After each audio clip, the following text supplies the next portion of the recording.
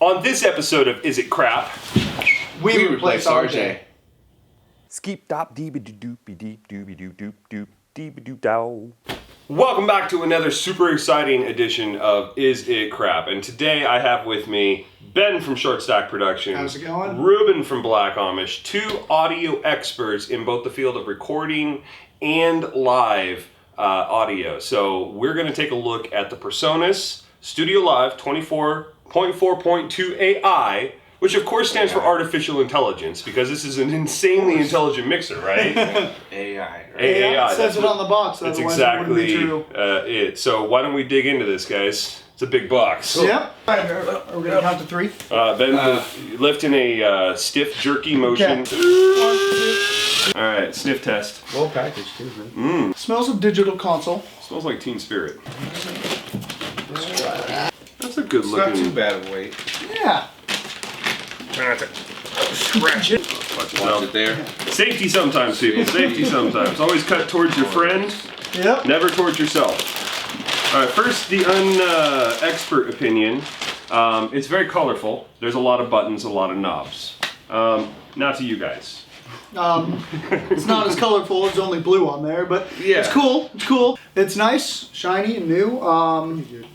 That's like Faders. usually the first thing I check is all these faders. Yeah. One of those things is just feel, because when you're mixing, you want a nice, smooth riding fader. You don't want things to get stuck. So. Yeah, for sure. They, you know, my personal experience is with the old version, I think the 16.4.2, and this seems A lot like more they've solidity. upgraded the faders Yeah. for sure. For sure. Now, on the fader note, I do recall somebody complaining that the faders do not dance. They're not automatic faders. That has, yeah, Which- I do not believe so. And for a digital board, I mean, it seems pretty commonplace Yeah. nowadays. That is one drawback, but I'm sure it could still be utilized in many situations. Now, for somebody that might be like, oh, that's unfortunate, you know, is that really a coolness factor, or is there something kind of behind It's that? more like, of a coolness factor because the fact is when you're mixing and you take that mobile, once you get back any adjustments you've made, you kind of want to see that reflecting on your console when Yeah. you get back, you know. With that not being shown on your console, it kind of throws you off. Now you have to match what you have on your iPad towards. I got it. your Okay, Yeah. okay. So. You know what? I think this does have a feature of some kind of locate. If they kept the same feature as the other one, and I see it right over there. There is a button that says locate. I think that gives you a somewhat of a visual indication on the meter On the bridge. yeah. Okay. But we'll see how that reacts, because I know that was a little bit of an issue. You know, number one, it doesn't have flying faders, but kind of gives you an indication. So we'll see how that actually reacts today. Now, speaking of things that we're going to see, you know, we're going to take this, we're going to go stick it over on the bench and actually put it through some paces. You know, brought these guys down here. What are some of the things that you guys are expecting to see out of this console, or really want to kind of test, and how exactly are we planning on benchmarking this a little bit today? I'd like to just run some tracks through it myself, just off a laptop. Number one, see how quick it is and to really hook up to a computer and get live tracks running through it. That way we can actually see how this does react without needing a band at all. What do we got in that box right there? Let's see. Okay, the Firewire. Freebie Firewire cable. And this actually does come with a wireless adapter. I did not know that. That's pretty cool. Oh, okay. So that gives you a USB wireless capability, I'm guessing, and without having Without having to a router. without having to connect a router directly to Yes. it. You can have the router elsewhere, and for whatever Excellent. reason. Excellent. USB Nice. And your standard manual looks like, or Stickers. software update notice, very All right, important. dibs on the sticker. All right, let's get it to the bench. Let's get her set up and Excited. rock and roll this Yeah. beast. Let's do it. All right, to the bench! To the bench! To the bench! All right, guys, welcome to the tech bench, where we are pulling this thing apart and getting down into it. We're in setup mode right now. We're going to be going through setup, design, give you guys a little bit of, insight into live use versus recording use, things like that. I'm going to let them continue to work, turn this basically over to them so they can really give you the expertise that you guys need.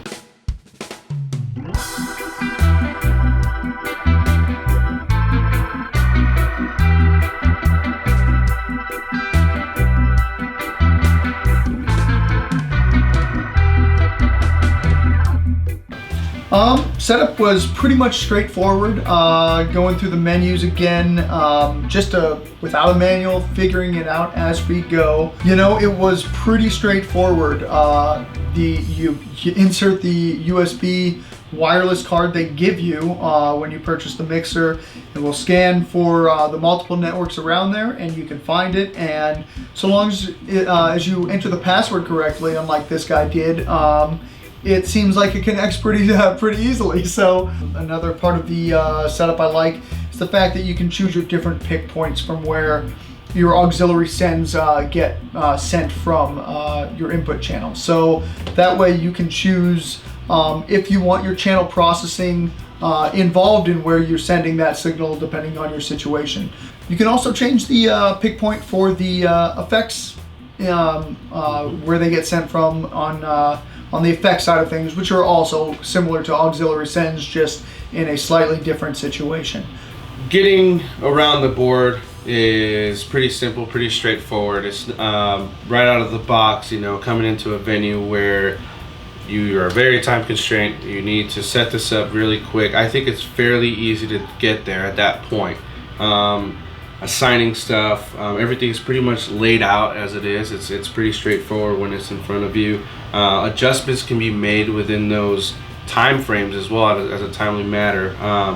And I think again, getting to really know the board a little bit doesn't take quite much. If you've done this on a small Mackie mixer compared to now, your transition between that and this isn't going to be more of a harder task to do. You know, you're gonna open this and you're gonna say, okay, I have a mixer in front of me. It's not one of those questions asked like, what do I do now?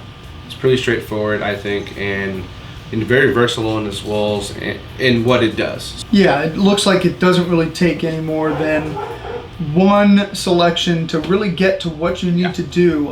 Sending an auxiliary bus mix to a monitor for a monitor send, or getting your feed for your effects just right.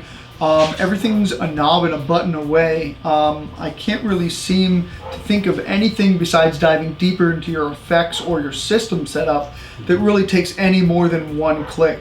As far as recording, it seems very straightforward. This, you know, connected right up with our computer and is showing our audio input right now. Seems like it would have no problem recording almost any size band in the general tracking sense. But for studio and for live, I mean, this is a great solution for a lot of people. I think too is coming in, you know, if this is some type of entry-level board that you're interested in, and so again, I speak for those as well as coming in from your Mackies, you're very analog, you're, you know, not really informative about what a digital console is or how it works or whatnot. I think really coming into this and diving into it, you'll really get the sense of how digital mixes work, but at the same time, the functionalities of it, the versatility of how to send stuff, how to route stuff, and again, it lays it out for you very well. You don't have to sit there and figure out what each parameter does. Everything's pretty much there for you. So I like the board. I like the way it comes out to it, especially again with the recording process of it. It doesn't take too much to really see one-to-one or routing on the board. It's not extent. Yeah, it seems like you can do a fairly decent recording on this in the sense that being able to play back multiple tracks from your computer and doing the final mix even on this board, in the sense that you're just using your computer in a sense as a tape machine. And so you record on to your computer directly off the preamp of this board, and then you play it back at Unity through one of your digital inputs on the board, and you can keep on adding tracks up to 24 on this one. And obviously you can do some creative summing within your DAW to be able to utilize the board and to be able to do a final mix on this, whether it's for live or recording. One thing that that we experienced here, I don't know if anybody else has, so there's an interesting digital noise that happens when you're actually just listening. We have the fader all the way down, and I could put my ear up to our monitor here and hear this digital talking that's going on. And I came to that conclusion when I started moving faders even with our master fader down, moving another Happened fader. on the iPad too. So Yeah, exactly. We first noticed it on the iPad when he was taking over, and the interesting thing is once we narrowed it down, it doesn't matter if you're on the iPad or the board, you really hear that noise coming through, even though our main output is all the way down, which is really odd. We did want to test that to see if that affected anything with the recording of your inputs, and we found that it did not. It did not translate into the recording in any way, so that's a good thing, but that is one downside to it. If you were going to run your stereo output to be recorded through something else other than a digital out into your DAW, I feel you would hear that in the recording on the analog output of this board. In a live situation, that is going to be nominal. You have so many other noise factors in the whatever venue or situation you're doing that I don't think that's ever going to really come into play. But it was something we definitely noticed. That's one downfall, but not really. Too, that I noticed as well, we were talking earlier about faders and the movement and stuff like that. There's still definitely room, because this is there's definitely room for it to eventually start getting some kind of motion that you're really not going to like. Right now that it's clean, it hasn't been used fairly much, but I think that later on, you can still feel like there's room for that to start happening. Yeah, you can kind of feel it when you kind of put a little pressure down on the faders. Yeah. It's a little bit of a very slight, not grinding, but for lack of a better term, there is some friction there, I guess I would say. Yeah. Yes, I think one thing that stands out to me, the fact is that I can take this console, I can go mix a band, I can record it with ease, and that's it. I think that's mostly what stands out to me about this, is that the very functionality of it. I can definitely do both things at the same time. Or if I wanted to take it to a studio, I can do that as well. So. Yeah, I totally agree with that. The one thing about doing live and recording is that you don't want to have to double think on certain things, and being able to set your gains right off the bat and hook your stuff up, push record, as long as you have a template on your computer, which is a great thing to have with your system. That way you can just pull up that template every time. It's already set up to record your 24 tracks or however you like to have things set up. But that's a really nice feature to just be able to set your gains, do your stuff live, and plug your computer in as an afterthought, hit record, and know that things are going to work. And that's all you have to set is one level, because it just streamlines everything. It makes it easier. Yep. Go in. Exactly. Yeah.